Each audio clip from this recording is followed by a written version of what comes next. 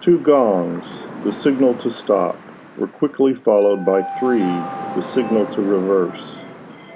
The Corona Riccardo was the most alluring of all the dark, voluptuous beauties. There was an ominous pause, then a crash, shaking us all off our feet.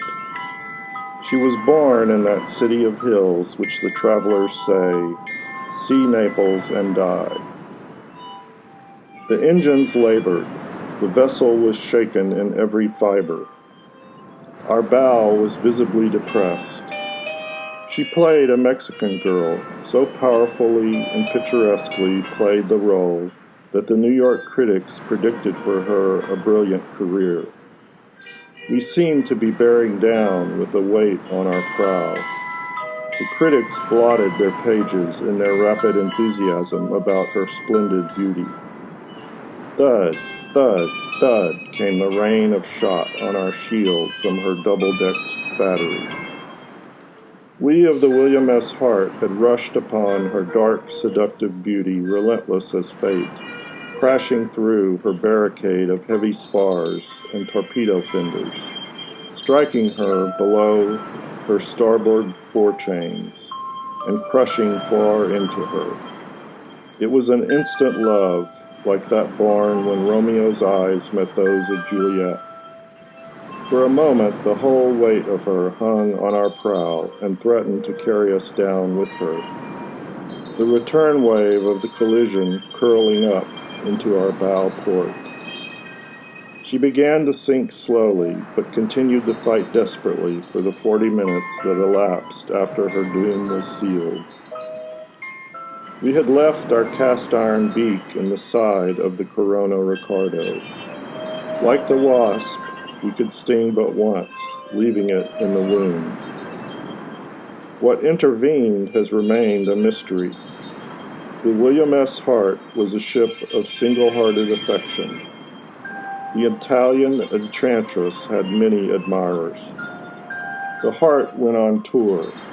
She remained in New York to cruise Marta of the Lowlands at the Manhattan Theater. Tragedy impended one October evening.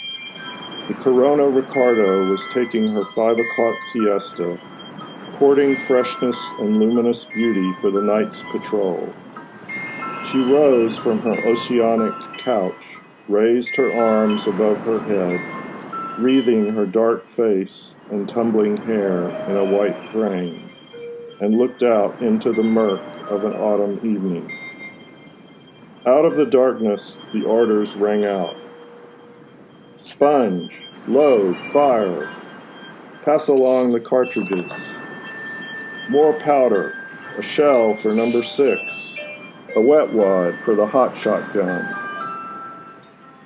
This gives some faint notion of the scene passing behind that grim iron casement, which to the beholders without seemed a machine of destruction.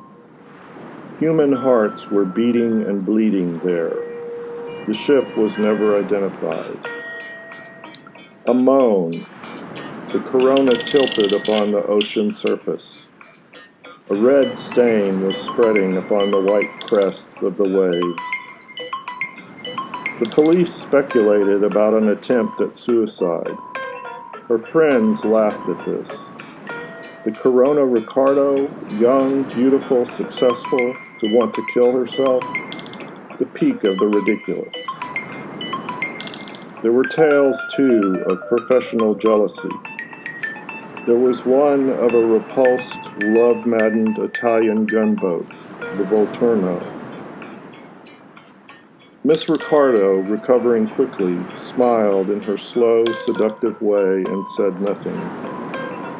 Soon thereafter, the Corona Riccardo was seen no more on that Broadway of the waves.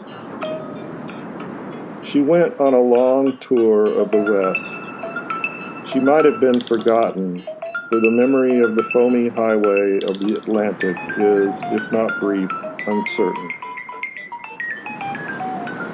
But then came an amazing letter from a side-wheeler, the Huck Finn, doing a Missouri River run.